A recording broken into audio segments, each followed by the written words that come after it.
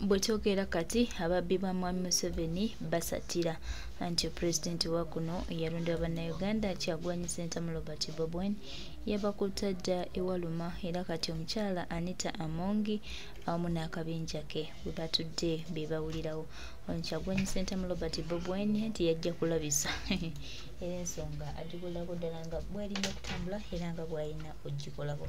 Twongera bajjukiza abantu baffe nti abo bonna abalowooza nti National Unity Platform eri mu byakuzannya eri mu byayo, twongera bajjukiza nti ffe tutwaliriza ddala omulamu omutuufu bwe tukolera ddala okulaba nga tubaako ekyenjawulo kye tutuusaako. Naye twongera okujjukiza buli omu nti ebigenda mu maaso n'ebyo ebikolebwa abantu ab'olubatu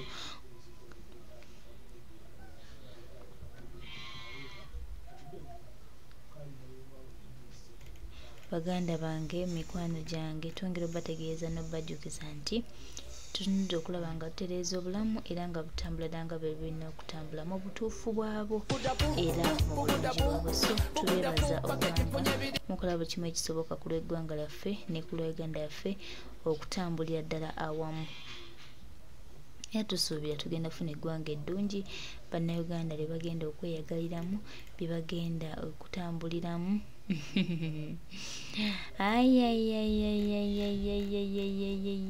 Abadde balowooza nti eggwanga lyabwe ate bagenda kukinnyonnyoka. Ola Pulezidenti interest naye ate ababaka ba paliamenti bo bawa miliyoni 10 si za kuzaayo, si za kwewola, si za kusayiningira, za mankwetu, naye nga kyekizibaweeseza kunyigiriza abantu baabwe. Basose ne beegaana, netayebwa neyegaana, but thanks to age emando yabandika n'erinnya Museveni ku mutwe w'ebbaba n'avaayo n'agamba sente nazibawadde, because he doesn't see anything wrong with that. Now we're waiting to see what Taiwa says, because all of them said it's wrong. They even threatened to sue Right Honorable Joel Senyonyi. So that is where we are, ladies and gentlemen. These are not only words. Attach sentiments to these words. Attach meaning to these words. 100 million every member of parliament. Now there are 529 members of parliament. Could be some 100 million. That is roughly, that is 52.9 billion. Almost 53 billion shillings. How much change can that money bring in the health sector, in the education sector, in infrastructure and others? Let's try to break it down. 1 billion atano musatu Museveni yazikutte naziwa abamemba ba paliamenti bammwe bonna, oba munfuna bulungi, yakutte 1 billion atano musatu naziwa ababaka ba paliamenti basobole omuyamba okuumira bannayuganda mu makomera, kubanga Museveni weapon gyasigaza yokka okutulwanyisa ye kooti y'amagye, nti bajja ne bagamba kana kofira kenyambadde kyambalo ky'amagye ne bakutwala mu kooti y'amagye. Ekooti y'amagye chief justice waayo ye Yoweri Museveni. Ensonga lwaki kooti ensukulumu yasazaamu okuwozeseza abantu abatali basirikale mu kooti y'amagye, kubanga si kya bwenkanya, tebasobola kufuna fair trial oba kuwozesebwa kwa mazima na bwenkanya. Lwaki? Kuba omuntu yennyini abasirye gwe muvuganya naye ate gwe ba apiringira gye bajulira ye Mwami Museveni. So ayagala mmwe ababaka ba parliament mudde mu mukwasa obuyinza okuumira bamacete mu kkomera. Kyandibadde tekyewunyisanga era tekinyiiza nnyo singa kiri ku babaka ba NRM bokka, kubanga basinga mu kubbo obwongo bwagwadde ne buva mu mutwe ne budda mu lubuto. Naye kino yakikoze ku babaka bonna n'aba oppositioni. Era njagala mumpulirize bulungi, ntandise neebaza Honorable Mwanga Kivumbi, kubanga ye n'obukulembeze obwabaddewo nga siriwo ne Honorable Senyonyi taliwo, baavuddeyo n'okusalawo ne bawandika ekiwandiiko nti ababaka abo abeetantala abeesamba obuli bw'enguzi buno basse omukono ku kiwandiiko ekyo. Tubebaza abaffe bonna sebo basayiniza si bonna tetunaba kutuukawo kati nkyajja people power our power tetwakomyawo basebo ne bannyabo kuba n'okusayininga obusayininzi tekimala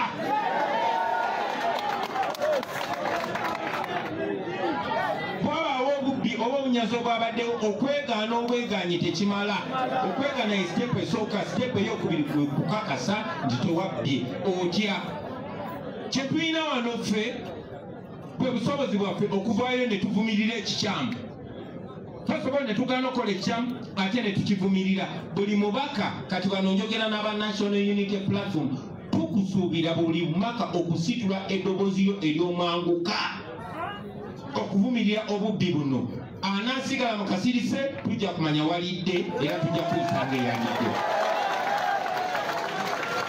We expect every member of parliament to come out firmly in no unequivocal voice and condemn this theft.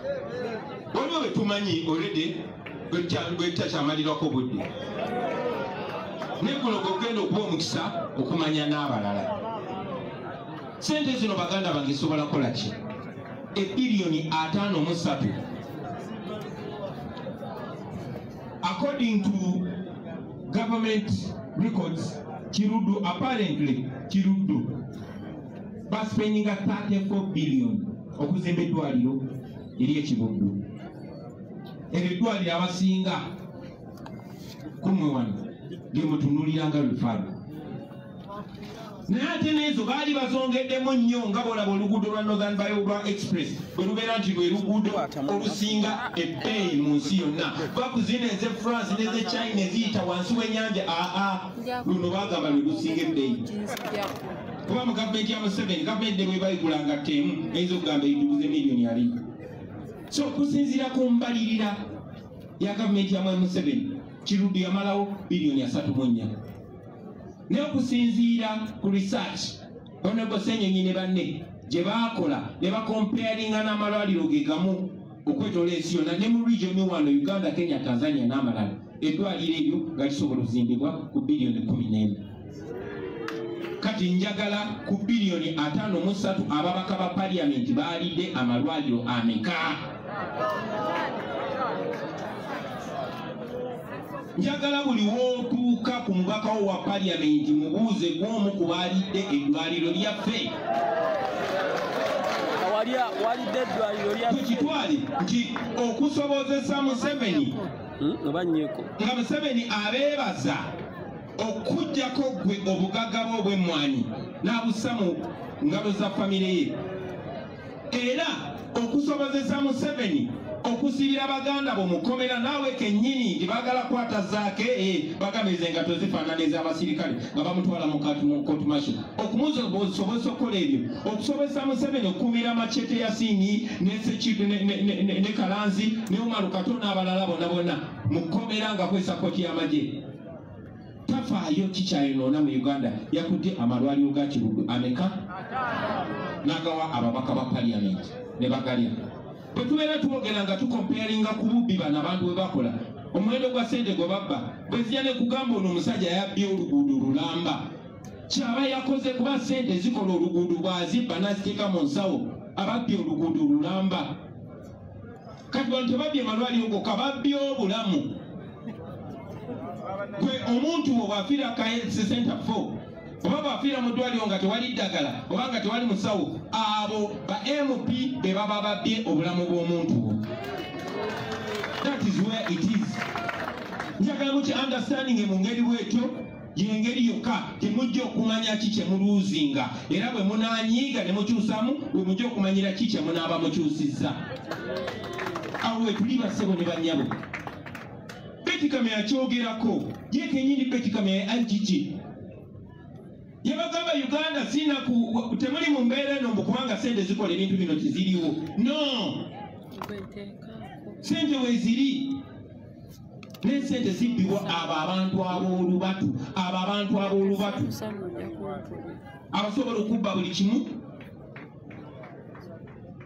ne bagenda kati bakwatiddwa ku mukono.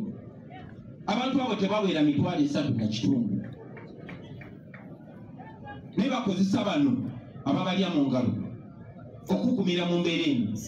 Amakya ga leero mbadde nyumyako ne Honorable Ssenyonyi nampulira kintu ekinyiiziza oba nkibagambe Honorable Ssenyonyi anyumiriza ku lumu ku nkyala ze ne ba experts be yanyumya nabo yazuula nti eddwaliro gye baatute Moses Ali ettake lyakabi nnyo lirimu ebitanda izidde 15 ebitanda 15. Eddwaliro eryo lyazimbibwa ne liggwa naye ssente ezalizimba ze ssente kati ze twakonoonera erubowa nga tannava na musingi. Oba mutegeera kye njogerako?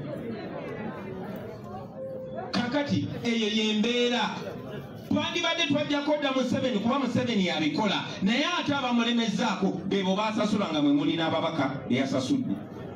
N'olw'ensonga eyo bannaffe mmwe bwe tukyalinako obuyinza nga mwandyanguye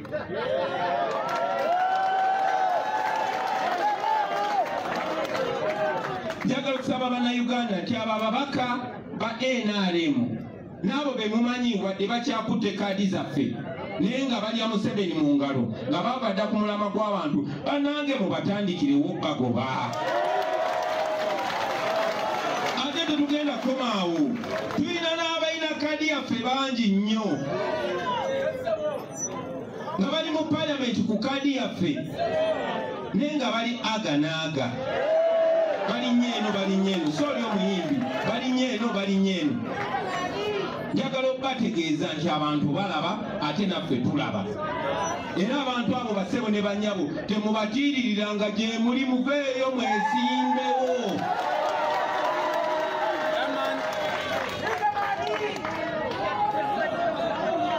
Kansubire muntegeera bulungi mmwe muyina obuyinza yemwe muyina obuyinza. Omusota bwe gukulumira mu kirulu ekimu eba nsobi bwe gukuluma omulundi gumu naye omusota bwe gukuluma emirundi ebiri nga gukulumira mu kitulu kimu gwoba n'obuzibu. Ku mulundi guno basebo ne bannyabo nammwe njagala mutunulire enkaliriza. Tulina bannaffe bangi abayimiridde ku mulamwa gwaffe tubibaza. Tulina bannaffe bangi abatajjira na ku NUP naye nga bayimiridde ku mulamwa. Tubeera eno tulaba abantu tamaguzi ne tubegomba ne tunulira nsanja ne tubegomba. Olunaku olumu nali mu kuziika taata wa kyuma kya Yesu nensanga Honorable Mpalanyi ng'anyumye ayogera ebigambo birungi bwe twanyumyamu wano nga muvuka mutegeke nga Katonda lwaki tetutambula naye era Katonda munene awuliriza esaala zaffe. Sebe tukwaniriza tukwenyumirizamu ne bannaffe abalala bagambe nabo tubalinze. Kakwese n'omukisa guno bategeeza mwenna abatwegaseeko olwaliro tubaaniriza kyekisookera ddala tubaaniriza nnyo kyemuwulira twogera kyetuli era buli kimu tukikolera mu ttaala okugjako abavudde mu NRM ekyo ekibiina nga kyo kimanyiddwa kyababbi newankubadde wali abantu bangi abalungi naye agabbi bwe gabagagabose owena kusirika busirisi. Naye mu abavudde mu FDC abavudde mu DP tubadde tutambulira wamu fena twajagala kujjako nakyemali naye ate fe aba NUP twagala mujjako kati ate mu byaddala kyo tubaniriza mu byaddala. Ono ego tukwaniriza ne bannoboze nabo namwenna baganda baffe abatwegaseeko. Nyina mawulire amalungi gye muli n'amabi nsooke galiwa nsooke mabi. Museveni agenda bakyawa nnyo agenda balwanisa nnyo agenda kufuba nnyo okulaba nga abalemesa n'okuyitamu mwana bana ababeesimbyewo. Age mawulire amabi mbawa amalungi okusookera ddala mugenda muwangula. Ekyokubiri abantu bagenda kubeera nnyo ku saidi yammwe. Ekyokusatu tugassa amaanyi kyetulwanirira kye kimu naye ng'omulwanyi omu bwe yagamba nti wemba nwanyisa omulabe nwanyisa mukono gumu kubanga omulaba guba gukuba baganda bange bagezaako okuntema enteeka kati abatutema enteeka bakendedde. Nsanyuse nnyo okubalaba nsanyuse nnyo n'okulaba omwami wa Ssaabasajja munnange nno mwina kubeera naffe buli obusajja tebwagala beene basambula ne Buganda ku mapu ya Uganda naye biranja bigamba nga tubu. Ladies and gentlemen, lwaki sikomaawo? Fenomusana tetuguwulira yogera. Let me talk about our plan to stop this. I've told you about the theft. Jemumanyi obulungi. Era ne mbasaba n'okubaako kye mukola kati. I've told you about the injustice that is being done in the court martial which Museveni uses. Kyagulanyi Omukiga. Yegwe. Nashemerwa kuleba kiija. Museveni akozesa court martial nga tool okunyigiriza abantu baffe. Era asasudde n'abo bakozesa n'abo abatwekwekamu okumakinga sure ekyo akikozesa. Ne tulina olunaku oba tulina nsaleesale Katonda gye yatuwadde. Ababaka bwe mulaba mwe n'ababatunze. Abamu babatunze kuba bamanyimu abagwamu dda kati balya byabwe bagenda. Nate n'abalala bakyalowooza nti bakyasobola okubasirwaza. Baganda bange mbajjukiza nti tulinayo kye tuyita protest vote. In that protest vote we are protesting against theft, against injustice, against oppression, against dictatorship and against all Museveni evils. Tugenda mweyo protest vote. Banange chance era yine ekomyewo. Bangi kubo batandise oba banatera okutandika okumwenyamwenya. Bangi kubo balowooza nti bagenda kuleeta obusente bajje ku Museveni batandika okubagulirira. Nabasaba dda era nyongera obbasaba muveeyo ewali enkwezenge. Ekyokubiri, njagala okusaba Bannayuganda bonna nti enkwezenge gye mumanyi temutawanana kumalanga budde bwammwe. Mulina obuyinza obwo bassebo ne bannyabo. Mulina obuyinza obwo. Kikulu nnyo mmwe abantu betukulembera every now and then okubeera nga mutujjukiza nti mwe mulina obuyinza. Kuba bwe mutatujjukiza nti mwe bannannyini buyinza tusobola okwerabira. Nzize ng'ekiraba mbeerako nange nga mbeera nga bano abantu balaze nti balina obuyinza, ne bano balaze nti balina obuyinza, ne bano balaze nti balina obuyinza. Kaakati era mwagala nnyongere enzije nze mbabagamba. Mugende maaso nga mweteekerateekera protest vote. Muzimbe ki?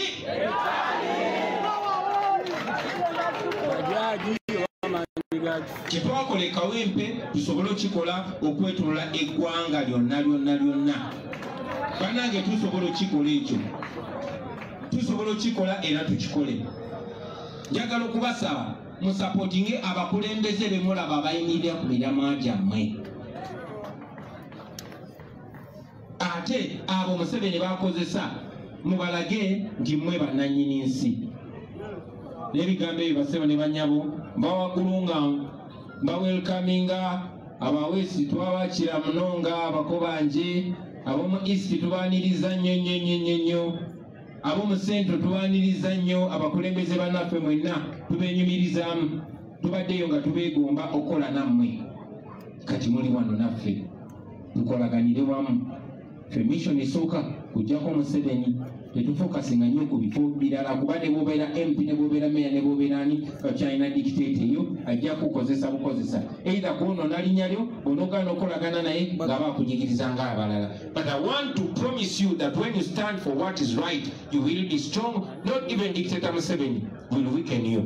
Mukirabyeko mulabye Anita Amongo bagezaako okutagetinga naye bali strong. Be strong, stand with the people, and the people will stand with you. And when the people stand with you, we shall stand with you. We shall stand together and we shall win. And after winning, we shall go ahead to build a nation that will make all of us and our children proud. Mwebale nnyo bassebo ne bannyabo okutuwuliriza. Mwebale nnyo okujja kutwegattako. Njagala okwebaza n'abakunzi owa West, Madamu Kabagambe. Njagala okwebaza n'abakunzi owa Central, Mukyala n'Abatanzi. Njagala okwebaza Ssaabakunzi owa Eastern, Mwami Kaluuya. Namwena mwena abakola mu mobilization. Mwebale nnyo mwebale dda bassebo ne bannyabo. Mukama abankuumire, musigale nga muli baakabi. Ate Mukama yongere okunafunya Museveni ne babbi banne. Lazima bwe kiba kisoboka tugende ku makya batuwa amawulire amalungi inshallah. Mwebale nnyo mwebaliddala basonera nnyo. Alright, Ghetto TV Makerere Kavule headquarters a national platform live. Bano mukulembeze mwongole wala tubidda kwa. Baba wetyamire. Simanyo bebe bigambo waswaba wabitegedde musajjawo. Bokusa waswaba wasimanyo wabitegedde ne president atukoze obulungi obutagambika. Mwebale nnyo mwebale ddala. Tugenda kufunayo ebibuuzo bitono nnyo tebijja kusuka bibuuzo bisatu. Ate ebibuuzo nga bya nsonga. Ndegayitidde tubuze ebibuuzo eby'ensonga. Let's have 3 questions. Njagala Mr. President oyina abantu bo oyina abantu aba social media abawangalire Bulaaya Paul Musi abeera Kata naye yakomyewo webale nnyo Paul Musi vuuko oyo mulwanyi nnyo